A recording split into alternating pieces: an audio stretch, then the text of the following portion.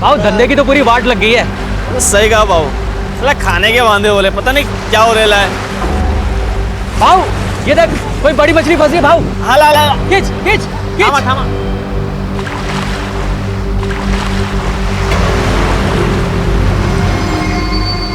ये तो बॉक्स है।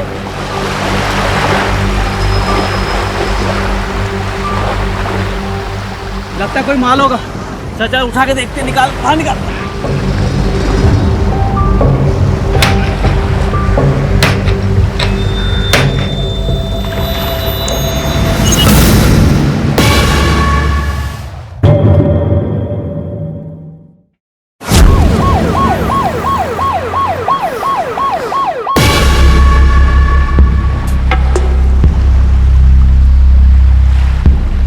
कहाँ मिला है तुम्हें?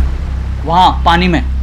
साहब हम मच्छी पकड़ने के लिए गए थे, हमें कुछ नहीं पता इसके बारे में। हमने कुछ नहीं किया साहब, जैसे हमने बक्सा देखा सीधा आपको फोन कर दिया साहब। सच बोल रहे हो दोनों?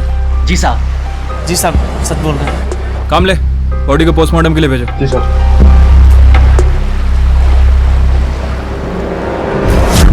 नमस्कार, आदाब। क्राइम पेट्रोल डायल 100 में आप सबका स्वागत है। कहते हैं कि बच्चे भगवान का रूप होते हैं। जो निर्मलता, सरलता और जो निश्चल भावना उनमें देखने को मिलती है, वो किसी में देखने को नहीं मिलती। बच्चे बड़ी मासूमियत के साथ मुस्कुराते हुए इस दुनिया की तरफ उम्मीद भरी नजरों से देखते हैं। उम्मीद कि इस दुनिया के लोग उनका ख्याल रखेंगे। लेकिन हम आए दिन बच्चों पर होने वाले जुर्म के बारे में सुनते रहते हैं। लेकिन कुछ लोगों के लिए बच्चों की मासूमियत, उनके बचपन का कोई मोल नहीं होता। क्या ये लोग इतने नीचे गिर चुके हैं कि इतनी छोटी सी बात नहीं समझ पाते कि बच्चों को अगर हमसे कुछ चाहिए तो वो है सिर्फ प्यार। मुंबई के बसई इलाके में मिला ये संदूक और उसमें मिली एक बच्ची की लाश किसी बड़ी अनहोनी की तरफ इशारा कर रही थी। आखिर इस बच्ची को किसने और क्यों मारा था? सर, बच्ची की पोस्टमार्टम रिपोर्ट आ गई है। सर, रिपोर्ट के हिसाब से बच्ची की उम्र 5 से 6 साल के आसपास है और बॉडी को पानी में फेंके हुए 6 से 7 दिन बीत चुके हैं। इसी वजह से बॉडी काफी फूल चुकी है। सर ये देखिए, सर बॉडी के गले पे मार्क्स मिले हैं। सर इसका मतलब पहले उसका गला दबाया गया, उसके बाद उसे पानी में फेंका गया। लेकिन सर चौंकाने वाली बात है कि बच्ची की मौत गला दबाने की वजह से नहीं हुई है, बल्कि पानी में डूबने की वजह से हुई। उस जगह के आसपास कोई क्लू मिला? नहीं सर, क्लू तो नहीं मिला, लेकिन हमने सैंपल के लिए वहाँ की मिट्टी ले ली है। और बच्ची के बारे में कोई खबर? कौन है, कहाँ से है, कुछ? नहीं सर, बच्ची की बॉडी पर जो स्कूल यूनिफॉर्म मिला है सर, मुझे नहीं लगता कि हम उससे कुछ आइडेंटिफाई कर पाएंगे, क्योंकि यूनिफॉर्म पूरी तरह से गल चुका है। ऐसा करो, स्केच आर्टिस्ट को बुलवाओ और उस बच्ची का स्केच तैयार करो। बॉडी पानी में पड़ी थी इसलिए चेहरा फूल गया होगा, इसलिए कंप्यूटर से उसको जितना क्लोजली मैच कर सकते हो करो। और उसके बाद फोटो को हर जगह सर्कुलेट कराओ। शायद किसी ने उसे देखा हो या फिर किसी पुलिस स्टेशन में कोई मिसिंग कंप्लेन हो। Okay sir.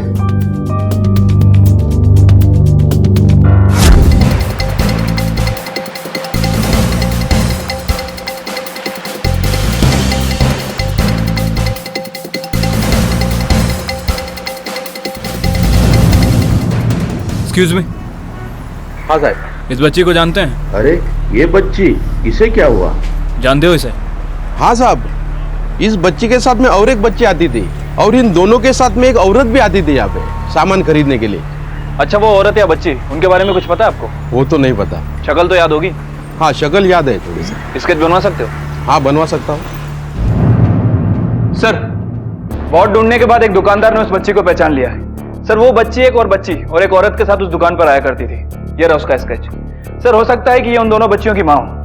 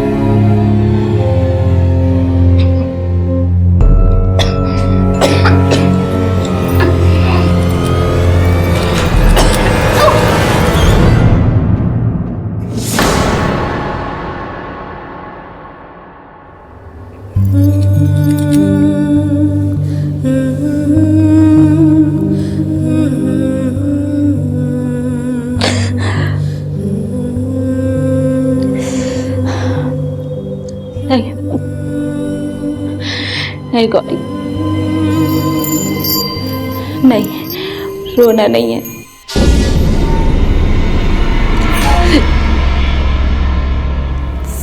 सजा, मुझे सजा मिल रही है।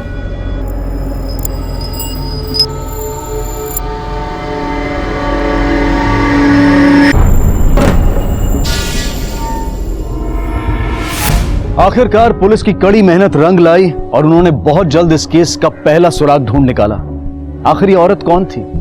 इस बच्ची का उससे क्या संबंध था? क्या वो इस बच्ची की मां थी? आखिर उसे इस तरह से किसी ने क्यों कैद करके रखा था और क्यों वो अपने आप को दी जाने वाली सजा को सही बता रही थी? दुकानदार ने पुलिस को बताया था कि उसने इस औरत के साथ 2 बच्चियां देखी थी, जिनमें से एक की लाश मिल चुकी थी। तो दूसरी बच्ची कौन थी और इस वक्त कहां थी? पुलिस ने इस महिला को ढूंढना शुरू किया और साथ ही जिस खाड़ी में बच्ची की लाश मिली थी उसके आसपास भी खोज जारी रखी गई। पुलिस को इस केस में बहुत जल्द एक और ऐसा झटका मिलने वाला था जिसके बारे में उन्होंने सोचा भी नहीं था।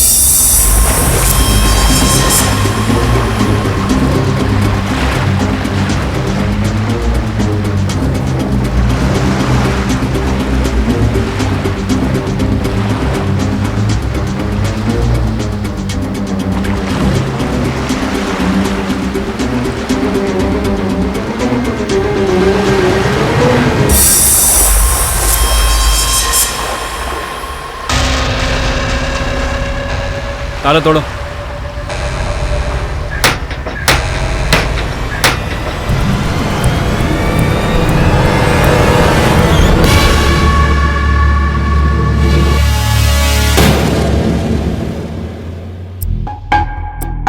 सर सर बॉडी देखकर लगता है कि इस बच्ची की एज पहले वाली बच्ची से ज्यादा है। डीएनए टेस्ट करवाओ दोनों पर फौरन। सर ऑलरेडी प्रोसेस में है।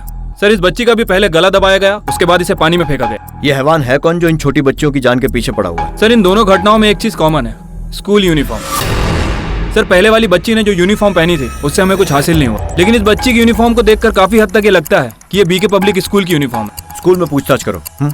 उस औरत की तलाश तेज करो। गोताखोरों से कहो कि वो पानी में अच्छे से तलाशी लें, कहीं वो पानी में ही ना हो सकता है कि इस औरत ने अपनी दोनों बच्चियों को मारा हो और फिर सुसाइड कर लिया हो। Okay sir.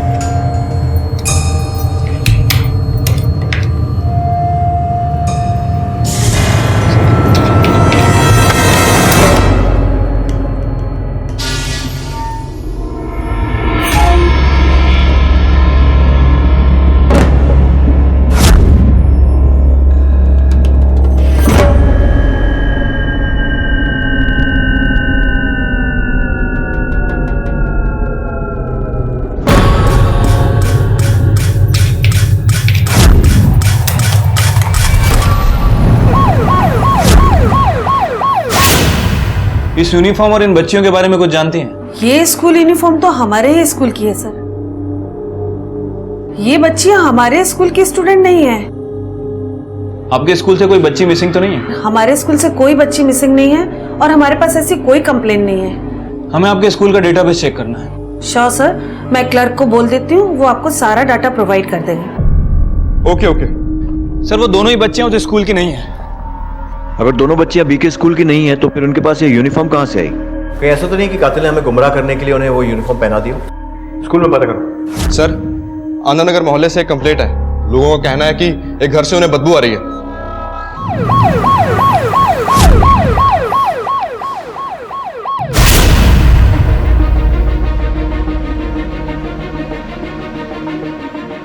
यही है वो घर साहब जिसमें बदबू आ रही है। ओ ये अंदर काम ले, दरवाजा तोड़।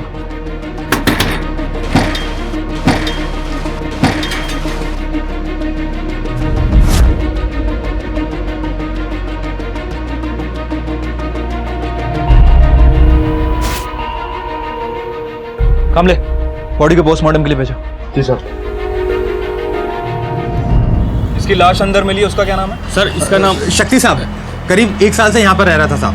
हाँ साहब, कब से बदबू आ रही है? कल भी बदबू आ रही थी, लेकिन कल इतनी नहीं आ रही थी साहब। इस आदमी को देखकर लगता है कि कुछ दिन पहले इसकी शादी हुई थी। कुछ पता है इसके बारे में? हाँ साहब, लेकिन सब कुछ चुपचाप हुआ था, हमें नहीं बुलाया था साहब। इसके परिवार वाले भी खुश नहीं थे। इसकी फैमिली इसके खिलाफ क्यों थी? वो इसकी बीवी बहुत उम्र में बड़ी थी ना साहब, इसलिए कुछ ठीक नहीं था साहब। ठीक है सर, यही कोई 22-23 साल का लड़का होगा। उसकी बॉडी और घर की हालत देखकर तो यही लगता है कि उसकी मौत सुहागरात के अगले ही दिन हो गई थी। सर आसपास पूछताछ की, लेकिन किसी को नहीं पता कि उसकी बीवी कौन है। लेकिन सर अरुण नाम के आदमी ने उसे आइडेंटिफाई किया है। मैं सर लेकर आया हूँ स्केच बनवाने के लिए। मात्र जब तक पोस्टमार्टम रिपोर्ट सामने नहीं आती पूरी बातें क्लियर नहीं होंगी, पर मुझे ऐसा लग रहा है कि ये सब इस शख्स की शादी से रिलेटेड है, स्पेशली जबकि हम ये जानते हैं कि इसकी बीवी उम्र में इससे बड़ी थी। Sir sketch. इन दोनों के साथ में एक औरत भी आती थी यहाँ पे। स्केच बनवा सकते हो? हाँ बनवा सकता हूँ सर, ये दोनों स्केच तो मैच करते हैं।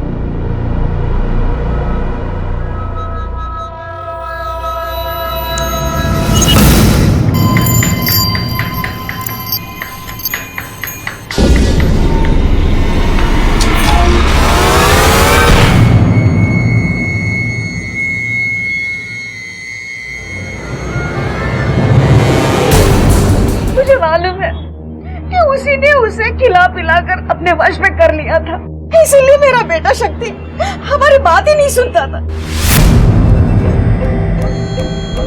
रुक जाओ शक्ति, ये क्या पागलपन है? ये मैं क्या सुन रही हूँ? अपनी उम्र से ज्यादा बड़ी लड़की से तुम शादी कर रहे हो? अरे माँ, वो अच्छी लड़की है, मुझसे जानता हूँ। अरे लड़की नहीं, औरत है वो। तुम्हारे से पहले 3 शादी कर चुकी है और अब 4थी शादी तुम्हारे साथ करी है। कल को तुम्हें छोड़कर अगर किसी और के साथ शादी कर ली तो उसने? माँ आप हटो, मैं उससे ही शादी करूंगा। अरे उसी ने मार डाला है मेरे बेटे को। भाई को अंदर लेके जाओ। माँ आप अंदर जाइए। क्या यही है वो औरत? जी। और कुछ बता सकते हो उसके बारे में?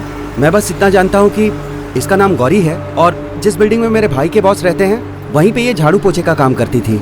शक्ति वहाँ काम के लिए जाता था तो वहीं इन दोनों की मुलाकात हुई थी।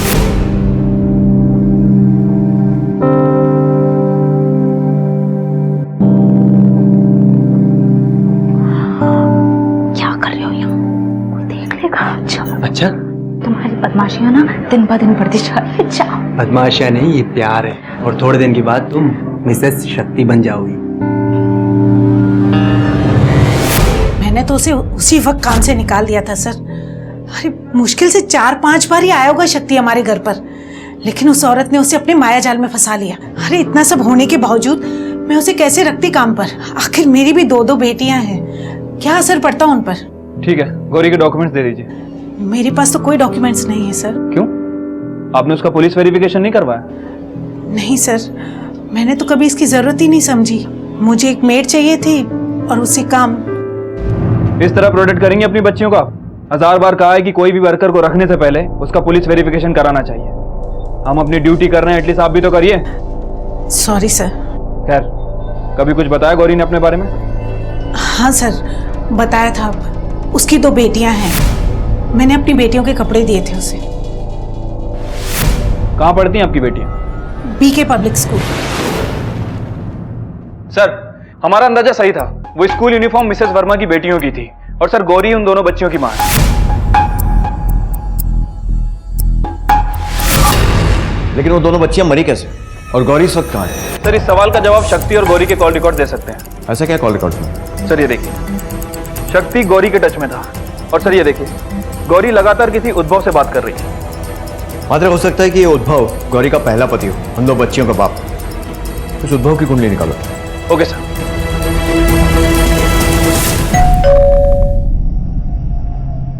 उद्भव मिश्रा। सुनिए, हाँ? पुलिस आई। गौरी से क्या रिश्ता है तुम्हारा? तुम थोड़ा पानी लेके आओ। साहब वो पहली बीवी थी मेरी 2 बच्चियां उसी से हैं। लेकिन हुआ क्या साहब?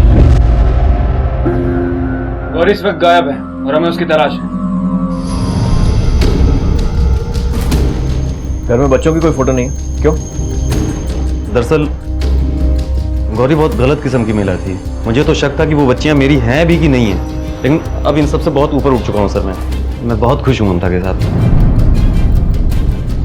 तुझे ऐसा क्यों लगा कि गौरी तेरे साथ बेवफाई कर रही थी? एक कारण हो तो बताओ ना।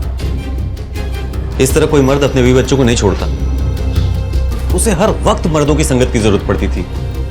मेरे बाद भी उसने दो शादियां की। अभी हाल फिलहाल में पता चला फिर एक शादी की। उसका फोन भी आया था मुझे। मैं बच्चों को अपने पास नहीं रखने वाला।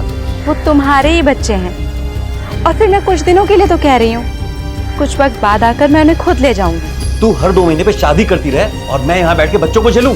अरे तू तो हर 2 महीने पे पति का जुगाड़ कर लेती है ना, बच्चों को संभालने वाले का भी जुगाड़ कर ले। और तेरे लिए वैसे भी ये सब कहाँ मुश्किल है, रख रहा हूँ। क्यों? बच्चों को बाप की जरूरत नहीं थी? शायद तुम्हारी दोनों बच्चियां मर गई हैं। मार दिया? क्या कह रहे हैं साहब? कहीं ऐसा तो नहीं ना कि पीछा छुड़ाने के चक्कर में तूने ही उन्हें मार दिया?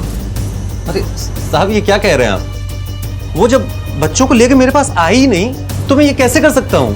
तो क्या कर सकता है और क्या नहीं कर सकता ये तो हम पता लगा लेंगे, लेकिन अगर हमें पता चला ना कि तूने हमसे झूठ बोला है तो हम क्या क्या कर सकते हैं ये सोच लेना।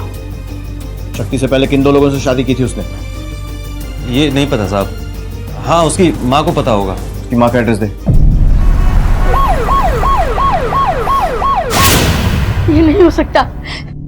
हे भगवान, क्या हो गया मेरी बच्ची के साथ? मेरी बच्ची बहुत अच्छी थी, लेकिन जिसने उसे प्यार किया सबके सब निकम्मे निकले सर। ऐसा क्या किया उन लोगों ने? साहब, उसका पहला पति उद्धव उस पर बहुत शक करता था, उसकी जिंदगी हराम कर दी। फिर उसका दूसरा पति अश्विन, वो तो पागल था। और उसका तीसरा पति वीरू, वो तो बहुत ही घटिया किस्म का इंसान था। पता नहीं कितनी औरतों से संबंध रखे थे, इसलिए मेरी बेटी ने उसको छोड़ दिया। बहुत अच्छी थी मेरी बेटी, मेरा और अपने भाई का बहुत ख्याल रखती थी। आपकी बेटी ने आपको 7-8 दिन से कॉल नहीं किया तो आपको शक नहीं हुआ? मुझे लगा नई नई शादी हुई है तो दोनों कहीं घूमने गए होंगे, इसलिए मैंने फोन नहीं किया। आपका बेटा गौरी का भाई कहाँ है इस वक्त? वो काम पर है साहब। अभी थोड़े दिन पहले ही उसकी नौकरी लगी है पुणे में, वहीं पे रहता है। शनिवार को आता है। गौरी के पिछले पतियों का एड्रेस दे सकती हैं? जी। पुलिस की तहकीकात में गौरी के 2 रूप सामने आए, जहां एक तरफ लोगों का कहना था कि गौरी एक चरित्रहीन महिला है जो अक्सर अपने जीवन साथी बदलती रहती है, तो वहीं दूसरी तरफ गौरी की मां के हिसाब से गौरी बिल्कुल बेकसूर है, एक सीधी सादी औरत है जिसे अपनी जिंदगी में एक सच्चे प्यार की तलाश है। बहरहाल पुलिस की प्राइम सस्पेक्ट्स की लिस्ट में गौरी के पहले के 2 पति थे, लेकिन क्या वाकई में गौरी के दोनों बच्चों को उनमें से ही किसी ने मारा था?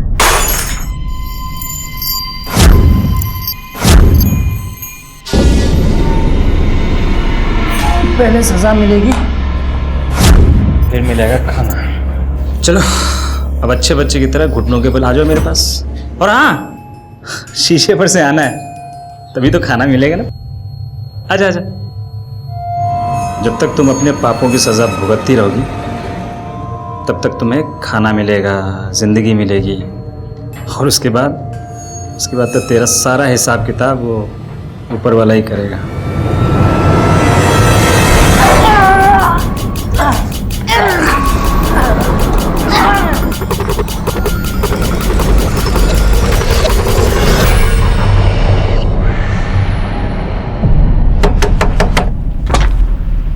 अश्विन तो ही है? अंदर आ सकता हूँ, कुछ बात करनी है। वारंट है आपके पास? फिलहाल तो नहीं है, लेकिन एक बात बता, गौरी और उसके बच्चे कहाँ हैं? कुछ पता है उनके बारे में? मेरा उससे 1 साल से कोई भी लेना देना नहीं है। झूठ तो नहीं बोल रहा ना? बिल्कुल झूठ नहीं बोल रहा हूँ मैं। 2 दिन पहले कहाँ था तू? घर पे ही था। ठीक है।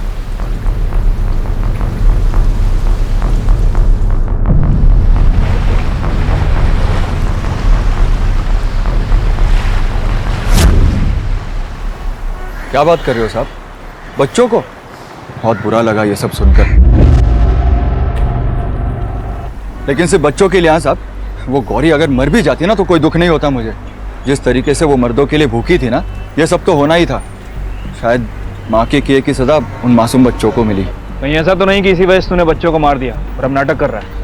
मैं तो उससे छुटकारा पाकर खुश था, और शायद मैं ऐसा पहला पति हूँ दुनिया में कि जो अपनी पत्नी की दूसरी शादी कराकर खुश है। सर मुझे तो उस शक्ति के लिए बहुत बुरा लग रहा है। हमें तेरे गैरेज की तलाशी लेनी। ले लीजिए। काम ले। आइए साहब।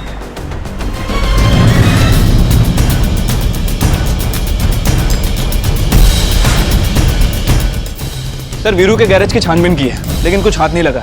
सर फिर भी मैंने उसके कॉल रिकॉर्ड्स मंगवा लिए। और अश्विन? सर अश्विन के बारे में पूछताछ की है, वो थोड़ा अजीब है। अंदर आ सकता हूँ, कुछ बात करनी है। वारंट है आपके पास? उसके घर का सर्च वारंट निकलवाओ और सारे राज खोद डालो। Okay sir. सर हमारे 2 कांस्टेबल ऑलरेडी तैनात हैं, उम्मीद है जल्दी कुछ हाथ लगे। गुड।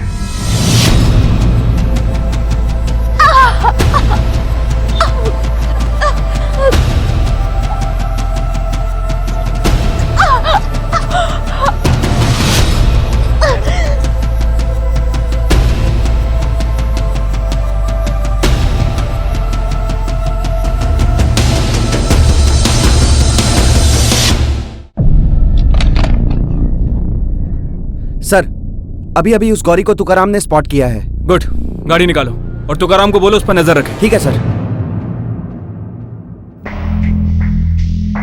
इनकी बॉडी पे कई सारे घाव हैं। लगता है जैसे इन्हें टॉर्चर किया गया है, हालांकि इनको सेक्सुअल असॉल्ट नहीं है।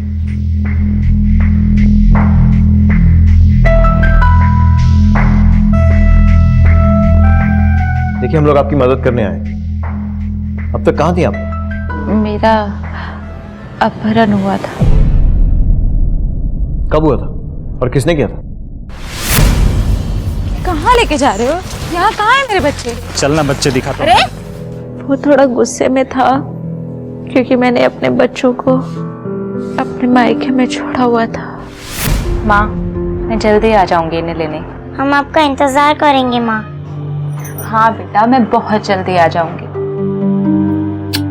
बेटा तुम दोनों अंदर जाओ, अपनी बहन को भी लेकर जाओ।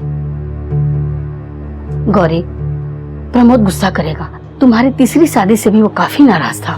क्या सोच करके तुमने अपने से 7-8 साल छोटे आदमी से शादी कर रही हो? माँ मेरे पास और क्या रास्ता है, और मैं सबका ख्याल रख रही हूँ ना।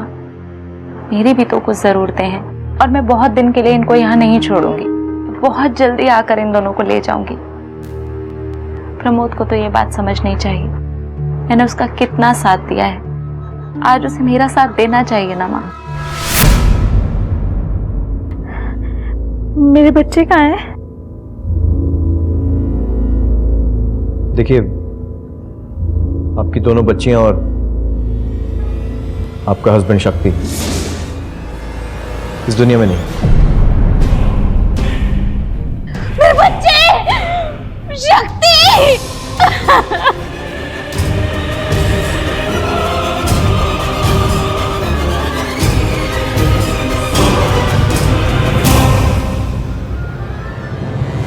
सर बच्चों की मौत की खबर सुनकर गौरी पूरी तरह से टूट चुकी है। पर मात्र अभी कुछ भी कह पाना बहुत मुश्किल है। पहले उस जगह की छानबीन करो जहां गौरी को किडनैप करके रखा गया। पता करो कि वो सचमुच वहां थी भी या नहीं, और हाँ तो उसके साथ साथ और कौन था।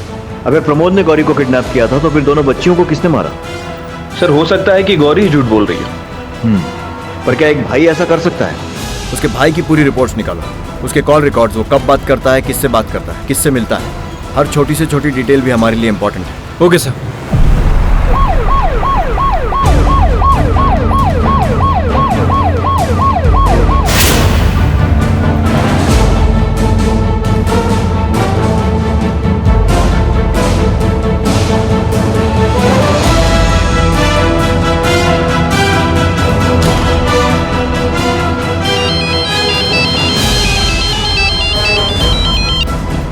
हेलो, क्या वो भी वही है? ठीक है नजर रखो, हम पहुंच रहे हैं। ओके सामने।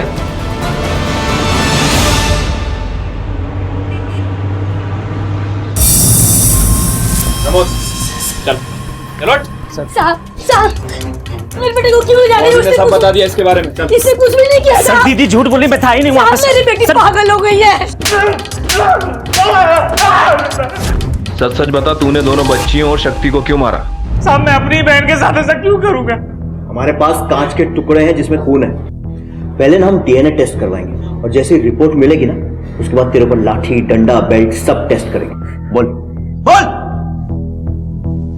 मात्रे, रिपोर्ट आने तक इसके आदर सत्कार में कोई कमी मत रखना, और मेरे जाने के बाद अगर कुछ बोलना चाहे ना तो भी रुकना मत। चल बोल। सब बताता हूँ सब बोलता हूँ सब बताता हूँ सब।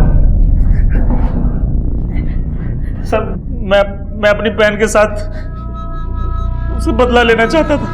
उसे सबक सिखाना चाहता था और शक्ति से शादी करके तो उसने हद ही पार कर दी थी। कितना छोटा था वो, क्यों वो बार बार शादी करती थी और अपने बच्चों को हम पे छोड़ के चली जाती थी, क्यों? इसीलिए तूने अपनी बहन को किडनैप किया और उसके बच्चों को मार दिया? हाँ, मैंने नहीं मारा है सर। कब मारा बच्चों को? किडनैप करने से पहले या उसके बाद में? बोल। मैं क्यों मारूंगा साहब? मेरे भी कुछ लगते थे वो, और गौरी की गलतियों में उनका क्या दोष था? गौरी को उठाने से पहले मैं उनको उसके बाप के घर छोड़ के आया साहब। मैं नाराज तो अपनी बहन से था, मारना तो मुझे उसे चाहिए था, पर मैंने उसे मारा नहीं, सिर्फ सजा दी। तो मैं उन बच्चियों को कैसे मार सकता हूँ भला? आप लोग यहाँ पे इंतजार करो, पापा भी आते ही होंगे, ठीक है? पापा कब आएंगे? बेटा जल्दी आ जाएंगे, आप लोग यहीं पे बैठना, कहीं जाना मत, नहीं तो पापा ढूंढेंगे कैसे, ठीक है? मामा, माँ कब आएगी? वो भी जल्दी ही आ जाएंगे, मैं भेज दूंगा उनको, ठीक है? लेकिन आप लोग यहीं पे इंतजार करना, कहीं जाना मत। हाँ, तुम बैठ जाओ, पापा आते होंगे और माँ भी आ जाएगी। विश्वास करो साहब, सच में मैंने कुछ नहीं किया।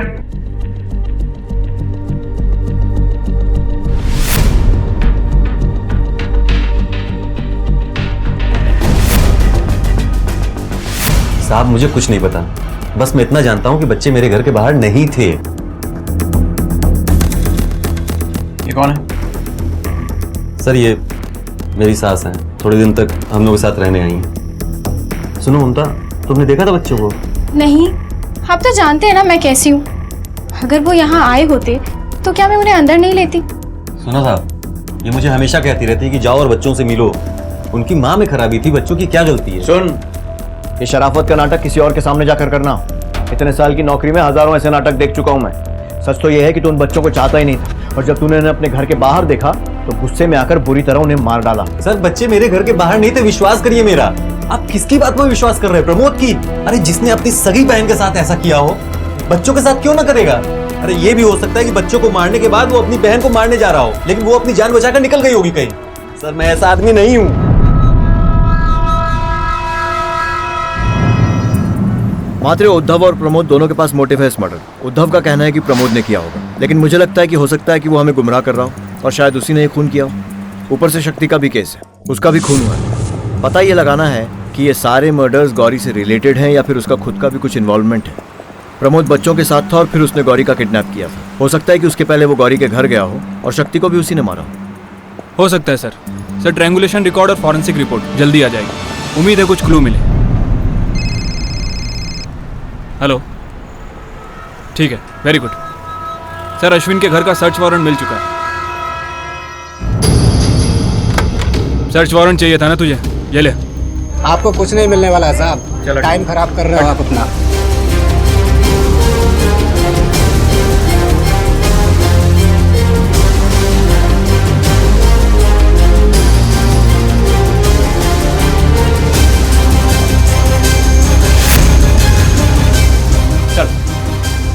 चल। लेकिन मेरी बात तो सुना, आप ऐसे कैसे ले जा सकते हो मुझे?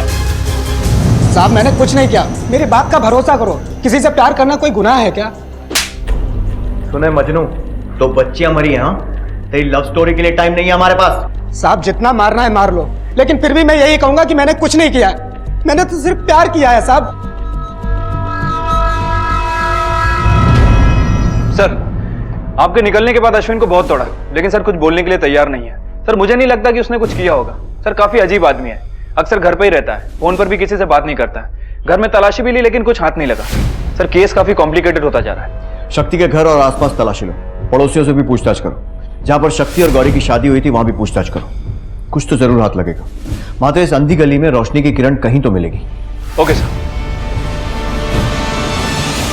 जैसे जैसे पुलिस की तहकीकात आगे बढ़ती जा रही थी, वैसे वैसे नए एंगल्स के साथ ये केस और ज्यादा उलझता जा रहा था। दो बच्चियां, एक औरत जिसे सच्चे प्यार की तलाश थी, और उस औरत के 4 पति। क्या पुलिस जिस शक की बिना पर आगे बढ़ रही थी वही इन बच्चों की हत्या का कारण थे? किसी के भी फोन रिकॉर्ड से पुलिस के हाथ कुछ नहीं लगा था। क्या हत्यारा इतना चालाक था कि पुलिस की हर चाल से पहले बाजी को मात में बदल दे?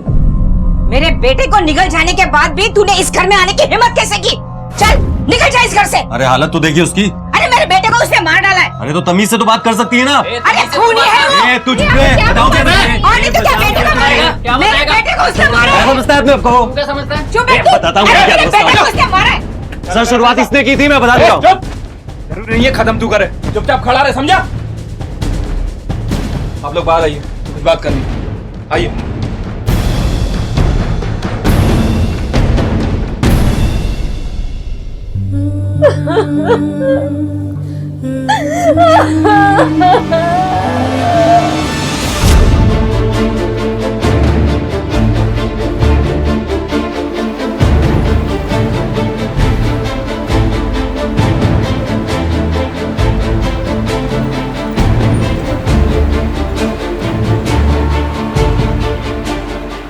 भाई साहब, इन दोनों में से किसी को जानते हैं? हाँ साहब, जिस दिन इनकी शादी हुई थी और ये जिस दिन मंदिर से शादी करके लौट रहे थे, कोई इन्हें छुपकर देख रहा था।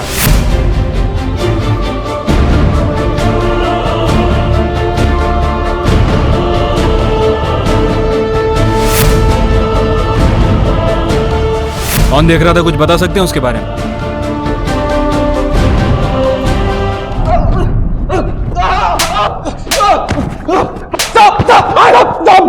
मैंने कुछ नहीं किया साहब।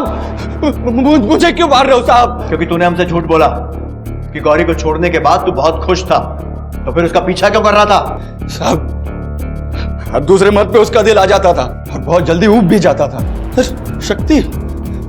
शक्ति पे दिल आ गया उसका, अपने से उम्र में इतने छोटे लड़के पर। अब मुझे गौरी नहीं चाहिए थी साहब, बिल्कुल नहीं, लेकिन मुझे उस शक्ति से नफरत हो गई थी साहब। वो ऐसी एहसान फरामोश औरत से प्यार कैसे कर सकता है? बस इसीलिए मैंने नजर रखना शुरू कर दिया।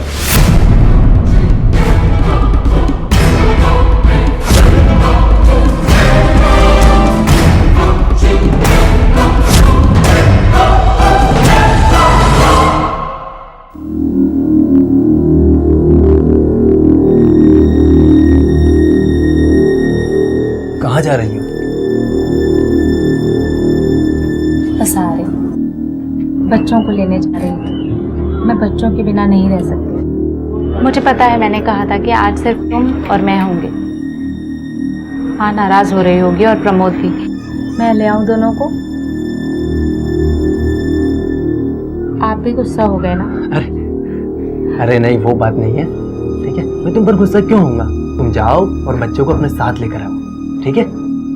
सब उनसे परेशान हो जाते हैं ना, इसलिए। मैं उन लोगों में से नहीं हूँ, वो बच्चे मेरे भी हैं। चल चल।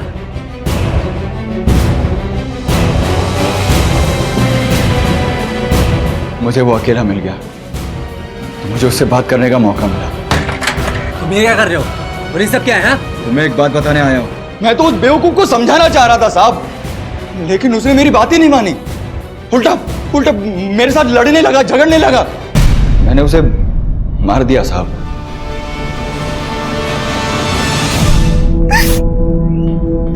शक्ति वो अकेला ऐसा आदमी था जिसने मुझे सच में प्यार किया। मेरा भाई सही कहता था। शक्ति जैसा भला आदमी मेरी वजह से मर गया और मेरे बच्चे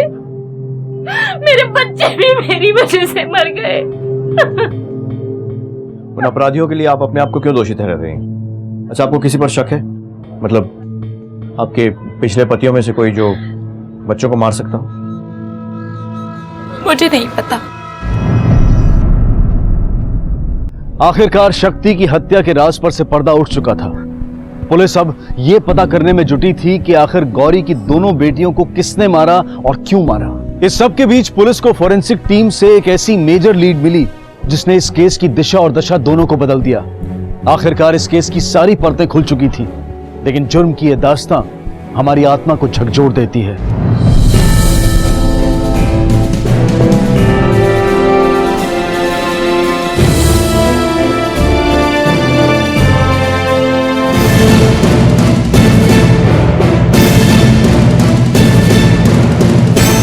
मात्र कोई तो झूठ बोल रहा है, शायद उद्भव। सर बच्चे मेरे घर के बाहर नहीं थे, विश्वास करिए मेरा। अश्विन और प्रमोद के केस में भी कुछ ऐसा है जो हमारी नजर से छूट रहा है। सर ऐसा भी तो हो सकता है कि दोनों बच्चियों को किसी ने अकेले देखा हो और फिर किडनैप करने की कोशिश की हो, और जब मामला हाथ से निकल गया हो तो मार दिया हो। लेकिन सर्कमस्टेंशियल एविडेंस इस थ्योरी के खिलाफ है।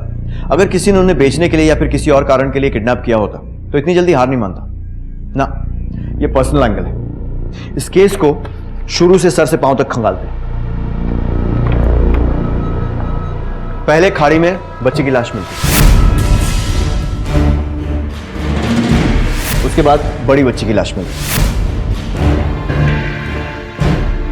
पता चलता है कि ये दोनों बहनें हैं और बाद में पता चलता है कि ये गौरी की बेटियां हैं। हाँ सर, ये दोनों बेटियां उद्भव की हैं। इसके बाद गौरी ने 3 शादियां की, अश्विन से, वीरू से और शक्ति से। और शादी के अगले ही दिन इसका मर्डर हो जाता है जो वीरू ने किया था। और यह है गौरी का भाई प्रमोद, जिसने गौरी को किडनैप किया था। और सब इस बात से मना कर रहे हैं कि बच्चियों को मारा है।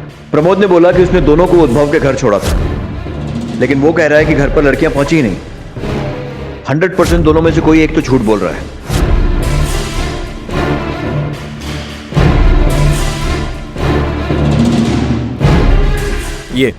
ये रेत का सैंपल जो हमें खाड़ी के पास मिला। सर हमने इस एंगल पे भी काम किया, मुझे नहीं लगता कि कुछ हाथ लगेगा। मात्र मुश्किल है लेकिन नामुमकिन नहीं है। ये देखो, जिस जगह पर ये लाशें मिली हैं वहां मिट्टी के साथ साथ रेत और नमक भी है, और पास में नमक का खेत भी है। ऐसा करो, जितने सस्पेक्ट्स हैं उनके घर की तलाशी लो और उनके फुटवेयर को फॉरेंसिक भिजवाओ, देखते हैं क्या मिलता है। हो सकता है ये अंधेरे में तीर चलाने जैसा हो, लेकिन क्या पता इस बार किस्मत हमारा साथ दे जाए। Right sir.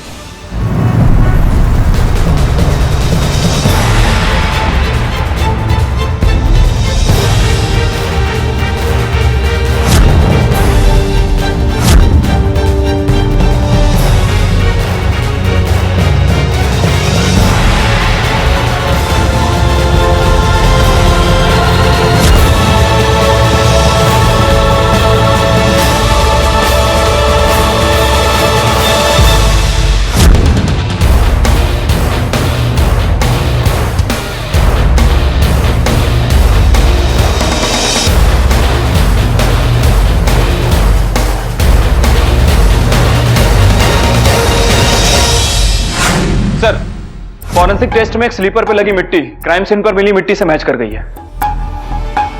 कौन है वो?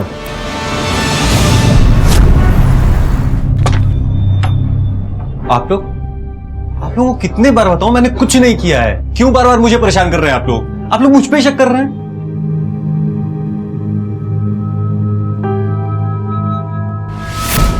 हमारे पास पक्का सबूत है कि ये सब तुमने ही किया है। अब डायरेक्ट पॉइंट पर आकर हमारा टाइम और अपनी सेहत दोनों बचा सकती हो। तुम्हारी चप्पल पे लगी मिट्टी लाश के पास मिली मिट्टी से मैच करती है। तो अब सीधी तरह ये बता दो कि इसमें और कौन शामिल था तुम्हारे साथ? बोलो। मेरी माँ। तुम दोनों यहाँ क्या कर रही हो? प्रमोद मामा में छोड़कर गए।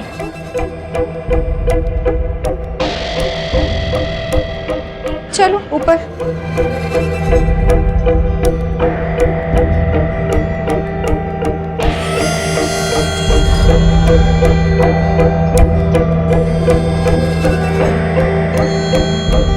मैं बोल रही हूँ तू फंस गई है इन दोनों में। अरे उसने तो जवान लौंडे से शादी कर ली है, और तुझे क्या लगता है हाँ इन लोगों को अपने साथ रखेगी? अब आदत डाल ले इन लोग का। नहीं माँ, मैं इन दोनों से छुटकारा पाना चाहता हूँ।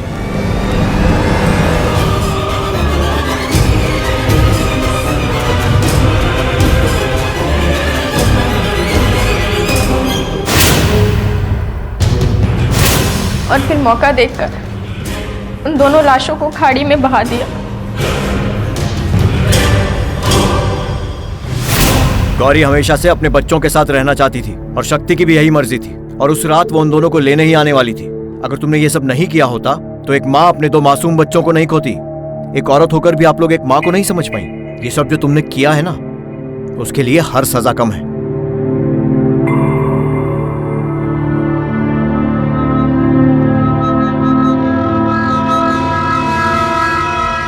किसी और की घटिया और विकृत सोच की वजह से 2 मासूम बच्चियों को अपनी जान से हाथ गंवाना पड़ा। आखिर इन बच्चियों की क्या गलती थी? आखिर गौरी ने ऐसा क्या गलत किया था कि वो सबकी नजरों में इतनी गिरी हुई और पच्चलन बन चुकी थी? क्या हमें अपने सच्चे प्यार की तलाश करने का हक नहीं है? उसके साथ जीने का हक नहीं है? क्या पति पत्नी का रिश्ता औरत के लिए बेड़ियों का रिश्ता होता है, जहां वो चाहे या ना चाहे वो आजादी की कल्पना भी नहीं कर सकती? क्या बिगाड़ा था मेरे दोनों बच्चों ने तुम्हारा? क्यों मार दिया?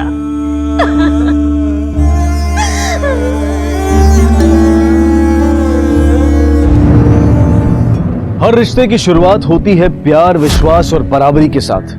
अगर इनमें से किसी भी चीज की कमी रह जाए उस रिश्ते में, तो उस रिश्ते की बुनियाद ही हिल जाती है।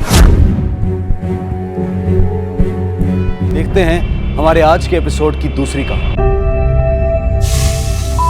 माँ मैं जा रहा हूँ, लेट हो रहा है। रुक बेटा रुक, देख रोटी हो गई है, सब्जी होने वाली है, थोड़ी देर का सवाल है, तू टिफिन लेके जा। अरे टाइम ही तो नहीं है माँ, वो ना मुझे क्लासेस के लिए लेट हो रहा है। अच्छा भैया, हाँ क्लासेस के लिए इतना एक्साइटमेंट, कुछ तो गड़बड़ है। कोई गड़बड़ नहीं है पागल बिल्ली, वो ना मुझे एक असाइनमेंट मिला है, अगर पूरा हो गया ना तो तेरा भाई सुपरस्टार। भैया शाहरुख खान जैसा सी फेसिंग फ्लैट अपना भी होगा। बंगलो बोल बंगलो। अम्मा कहती है ना कि घर में छत और आंगन दोनों होना चाहिए, तो वो दोनों दूंगा अम्मा को पगली। और हमारे घर में ना नौकरों की इतनी फौज होगी कि अम्मा को काम करने की जरूरत ही नहीं पड़ेगी। अरे सुन, डब्बा तो लेते जा। Best of luck.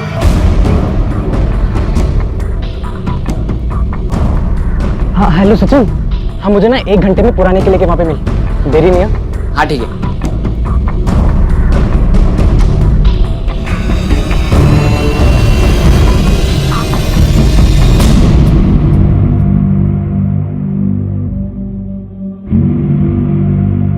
अंजी, कितने जा रही है सवारी? पापा जी वो कोचिंग क्लासेस जा रहे हैं। भैया जी, आजकल बड़ी पढ़ाइयाँ हो रही हैं। बेटा जी लेकिन आज सैटरडे है, आज कोचिंग क्लास बंद रहती है। हम अगर वो एक स्पेशल असाइनमेंट है तो उसके लिए एक्स्ट्रा क्लासेस है, तो जाना। और ये एक्स्ट्रा क्लासेस तुम्हारी जरूर रोहन पांडे सर ले रहे होंगे, हैं? सालों से समझा रहा हूं तुझे, उस नालायक का साथ छोड़ दे, पर तूने कसम खा रखी है। अव्वल तो बाप की बात सुननी नहीं है, और एक कान में अगर चली भी गई बात तो दूसरे कान से निकाल देनी है तूने। पापा जी मैं सच बोल रहा हूँ, आप चाहो तो क्लास आकर देख सकते हो मेरे साथ। जब देखो मुंडे दे पीछे पड़े रहते हो। कितनी बार बोला कि जाते वक्त पीछे से टोका नहीं करते, आप शगुन होता है, पर मेरी बात कितने पड़ती है आपके कानों में? जा मन लगा के पढ़ना, जा। हमारी यही चीजें इसको बिगाड़ के रख देंगी, भारी पड़ेगा एक दिन, देखना तुम।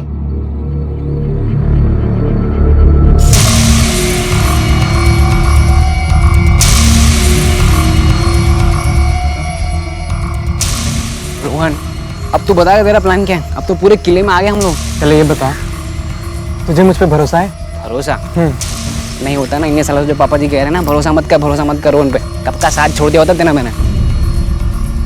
देख तुझे ना मेरी मदद करनी पड़ेगी, देख संभल के।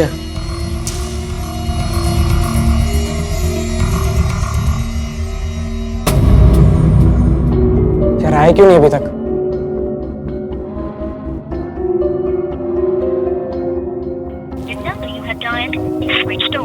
फोन भी स्विच ऑफ आ रहा है। देख रोहन, मुझे लगता है तेरा प्लान बहुत गड़बड़ है यार, और सुन पकड़े गए ना तो बैंड छोड़, पूरी ऑर्केस्ट्रा बज जानी है यार। अबे फट्टू की तरह बात मत कर।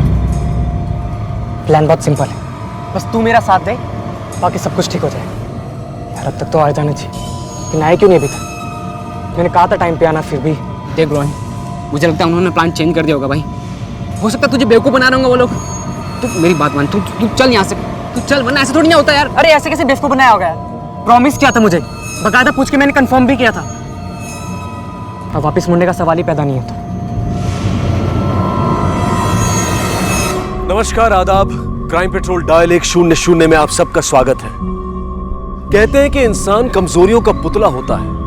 ये बात भले ही अतिशयोक्ति हो, लेकिन इस बात में कोई शक नहीं है कि कमजोरियां हम सभी में होती हैं। यहाँ सवाल ये उठता है कि आखिर कमजोरी होती क्या है?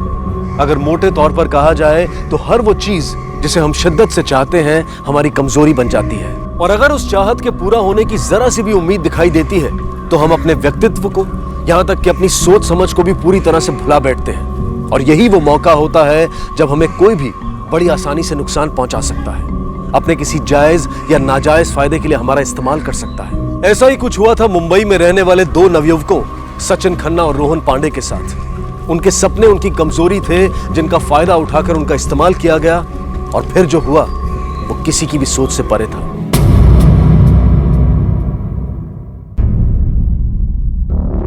सुबह से घर से निकला है साहब, रोज तो रात को 8 बजे तक वापस आता है।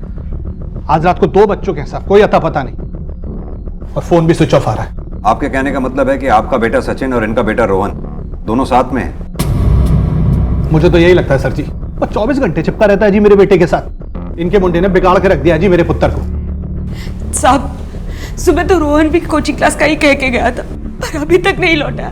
साहब, मुझे दोनों बच्चों की बहुत फिक्र हो रही है, कहीं किसी मुसीबत में ना फंस गए हो। आप एक काम कीजिए, अपने बच्चों के करीबी दोस्तों का फोन नंबर और एड्रेस और अपने बच्चों की फोटोग्राफ्स वो हमें दीजिए।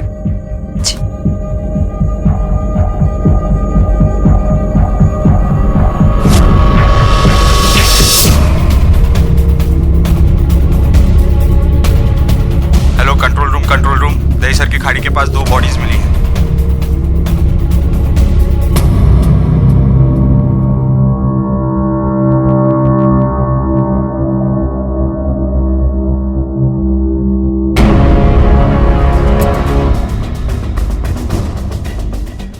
रोहन और सचिन कल क्लास आए थे?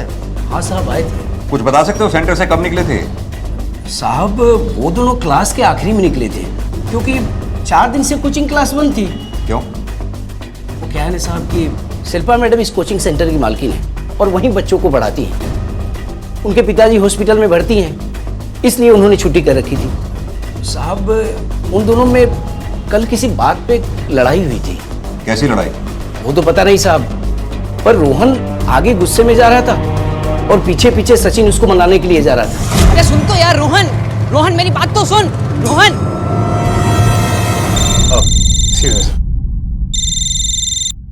हेलो, क्या? कहाँ?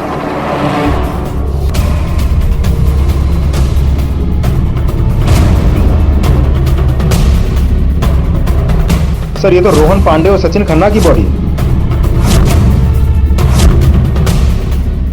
सर, ये देखिए, सर पे गहरी चोट लगी है, मतलब मौत चोट लगने की वजह से हुई है। और ये देखिए, बॉडी को घसीटने के निशान भी है। राजन, बॉडीज को पोस्टमार्टम के लिए भेजो। इनकी फैमिलीज को भी इन्फॉर्म कर दो। आसपास पता करो किसी ने कुछ देखा है क्या?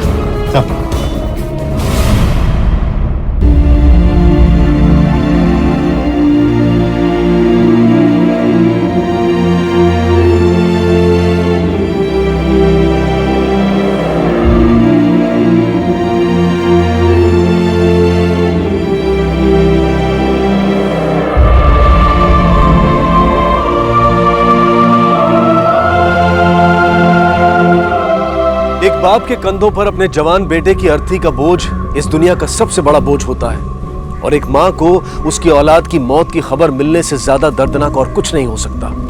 और इन दोनों परिवारों के साथ यही हुआ था। कोई नहीं जानता था कि महज 17 साल की उम्र में इन बच्चों से ऐसी कौन सी गलती हुई थी जिसकी उन्हें सजा मिली थी।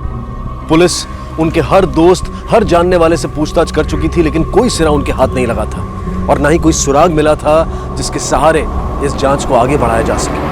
बहुत पक्की दोस्ती थी दोनों की सर, पूरे कॉलेज में फेमस थी उनकी दोस्ती। रोहन और सचिन एक दूसरे के लिए कुछ भी कर सकते थे। रोहन को एक्टिंग का बहुत शौक था सर। वो कॉलेज प्लेस में ऐसे हीरो पार्टिसिपेट करता था और कहता था कि एक दिन वो शाहरुख खान से भी बड़ा स्टार बनेगा। ये रोहन और सचिन दोनों ने अपने घरों में किसी स्पेशल असाइनमेंट में बिजी होने की बात कही थी। क्या बता सकते हो स्पेशल असाइनमेंट के बारे में? नहीं सर, ऐसा कोई असाइनमेंट नहीं था।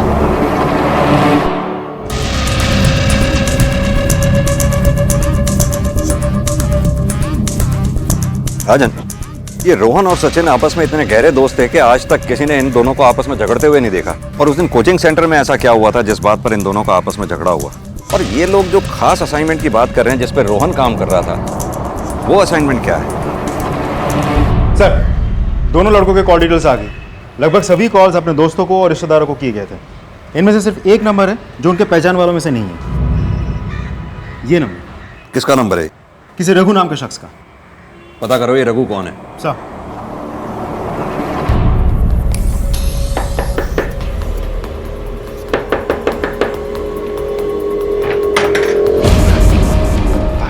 साहब। रघु यहीं रहता है क्या? हाँ, वो अंदर सो रहे, मैं बुला के लाता हूँ।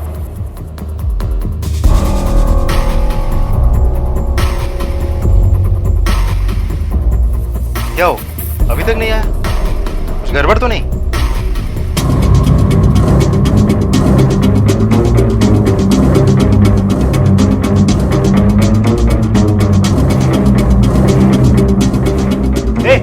उठाओ इसे। कौन है तू? मेरा नाम जय साहब। बंदे को भाग गया, तुम दोनों संभालो इसे।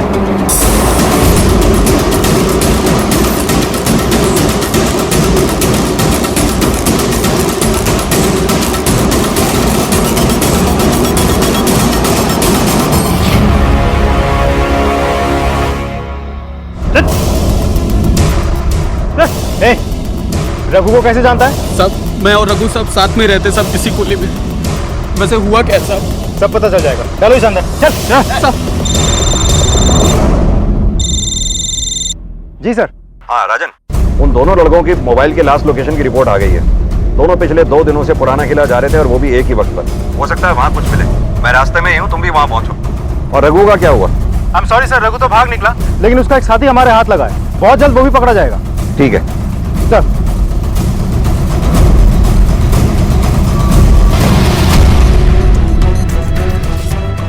सर आपको वाकई लगता है कि हमें यहाँ से कुछ मिलेगा?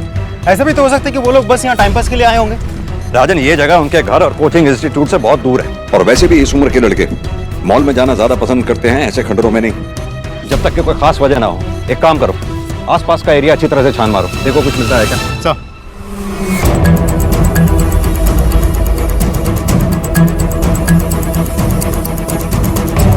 सर, ये दुपट्टा, रस्सी, इन सब का क्या मतलब निकलता है? मतलब यही है कि इस केस में कोई लड़की भी शामिल है। राजन, ये मामला गुमशुदगी या मर्डर का नहीं, कुछ और ही है। और इस केस में हमें सिर्फ एक ही आदमी लीड दे सकता है, और वो है रघु। उसे जल्द से जल्द ढूंढो। उसके कॉल रिकॉर्ड्स निकलवाओ, हो सकता है उसके कॉल रिकॉर्ड से ही हमें कोई नया नाम मिले। तूने रघु ने मिलकर सचिन और रोहन को क्यों मारा? साहब आप लोग क्या बोल रहे हैं साहब? मेरे को कुछ समझ में नहीं आ रहा साहब। साहब मेरे को तो ये भी नहीं मालूम आप जिनके नाम ले रहे हैं वो लोग कौन है। साहब रघु के मुंह से भी मैंने कभी उसके बारे में नहीं सुना, तो मैं उन्हें क्यों मारूंगा साहब? और मेरा रघु तो ऐसा करने के बारे में सोच भी नहीं सकता साहब। मतलब रघु ऐसा नहीं कर सकता है साहब। बात को गोल गोल मत घुमा, सीधी तरह से बता रघु से क्या रिश्ता है तेरा? मेरा बॉयफ्रेंड है साहब वो। तुम दोनों काम क्या करते हो? साहब मैं ऑटो चलाता हूँ साहब, और रघु फ्यूचर प्लस कोचिंग में काम करता था। Future plus coaching? ये तो शिल्पा की है ना? पर पिछले गए हफ्ते उधर से जॉब छूट गई इसकी साहब, तो अभी 3 दिन पहले नई जगह काम पकड़ा उसने। राजन, ये रघु भी उसी कोचिंग सेंटर में काम करता था जहां रोहन और सचिन पढ़ा करते थे। रघु जॉब छूटने के बाद भी रोहन से रेगुलरली टच में था, क्यों? सर मैंने रघु के कॉल डिटेल्स चेक किए, उसके नंबर से सिर्फ रोहन और विशाल को ही कॉल्स किए जाते। उस नंबर से किसी तीसरे आदमी को ना कभी कॉल किया गया, ना कहीं से कॉल आया। ये विशाल कौन है? कोचिंग सेंटर की मालकिन शिल्पा का हस्बैंड। यानी कि उस कोचिंग सेंटर का इस मामले से कोई ना कोई कनेक्शन जरूर है। ये रघु भी काफी स्मार्ट लगता है। मुझे लगता है ये जो खिचड़ी पक रही थी, इसमें इस रघु का भी कोई इंपॉर्टेंट रोल रहा होगा, तभी वो इस सेपरेट नंबर को यूज किया करता था। राजन, इस विशाल से मिलते हैं, देखते हैं वो क्या कहता है। सर।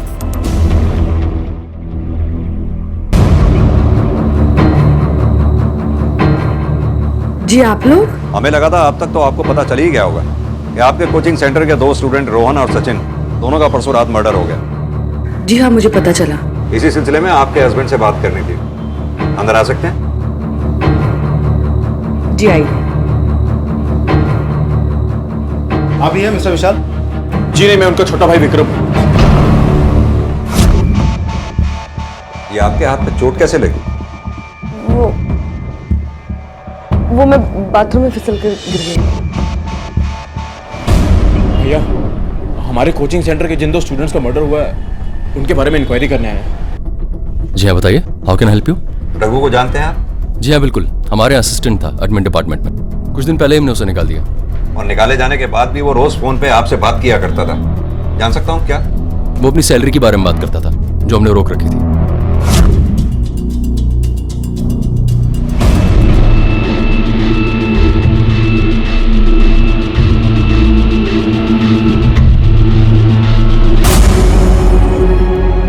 नहीं करेगा? नहीं सर, नहीं सर, क्या क्या आपके और आपकी वाइफ के अलावा कोई और भी जानता है इस बारे में?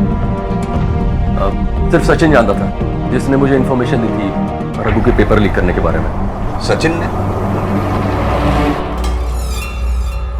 लगता है पुलिस वालों को हम पर शक हो गया। शक हो गया तो होने दो ना, उनकी ड्यूटी है।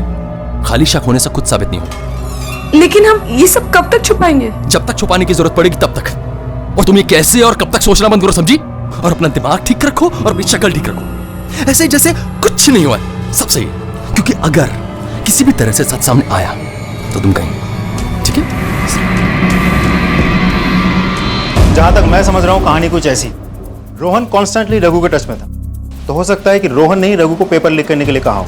रोहन के कहने पर रघु पेपर लीक करने पहुंचता है, लेकिन सचिन के कहने पर वो पकड़ा जाता है। फिर इस बात को लेकर सचिन और रोहन के बीच झगड़ा होता है, बहस होती है। इस बात का बदला लेने के लिए रघु सचिन को मार देता है।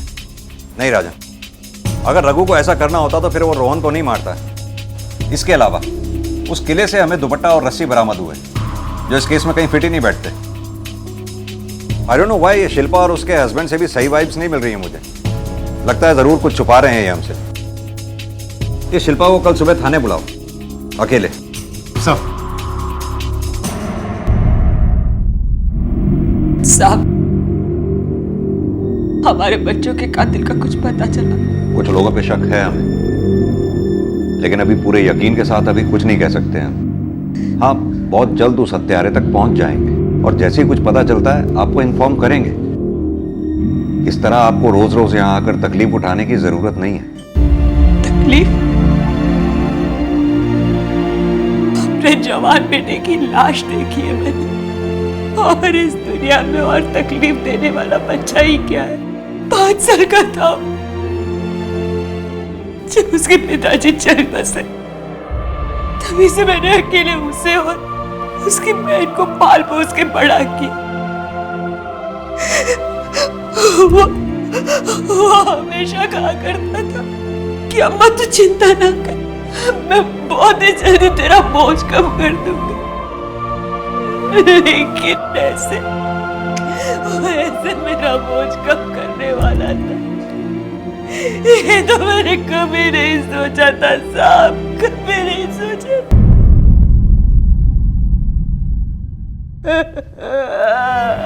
आपका दुख हम समझ सकते हैं, भरोसा रखिए हमारे ऊपर। इनफैक्ट सचिन के फादर भी आए थे, उनसे भी हमने यही कहा, दोनों बच्चों को इंसाफ जरूर मिलेगा। हाँ जादव बोलो। रघु का फोन अभी थोड़ी देर पहले ही ऑन हुआ है सर, मैंने जीपीएस के लोकेशन का मैसेज भेजा है आपको। ओके, गुड जॉब जादव, गाड़ी घाट को बदलो। रोहन और सचिन दोनों आपके स्टूडेंट्स थे, जाहिर सी बात है आप उन दोनों को जानती भी होंगी। कुछ बताएंगी उनके बारे में? मेरा मतलब उनका नेचर, उनकी आदतें वगैरह वगैरह।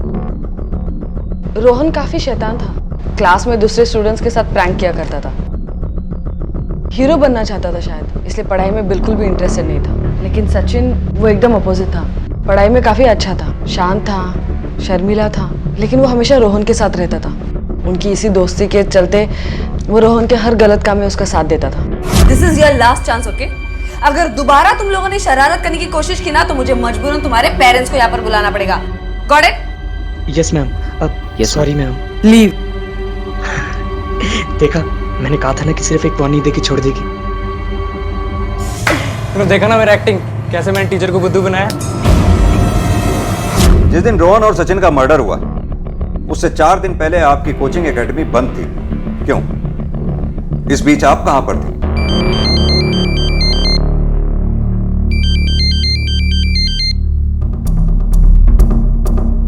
सब मैं अपने पेरेंट्स के घर पर थी, क्योंकि मेरे डैड हॉस्पिटल में है और इसलिए कोचिंग सेंटर भी बंद था। आप इतना नर्वस क्यों हो रही? जी नहीं, वो मैं पहली बार पुलिस स्टेशन आई हूँ ना, शायद इसलिए। ओ, मुझे लगा आप हमसे शायद कुछ छुपा रही हैं, इसलिए। लीजिए, पानी पीजिए।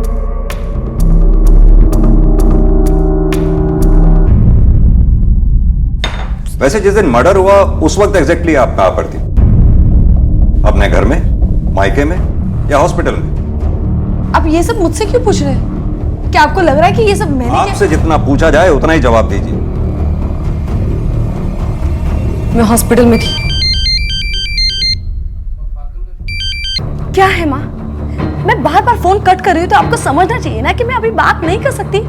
हाँ, मैं आपको फोन करती हूँ। हाँ माँ, मैं दवाई लेकर आ जाऊंगी। नहीं माँ, विशाल को पता नहीं चलना चाहिए कि मैं डॉक्टर का इलाज करवा रही हूँ। माँ, मैं बाद में बात करती हूँ। सॉरी सर, मुझे जाना होगा। मेरे डैड हॉस्पिटल में है और मुझे दवाई लेकर जाना है।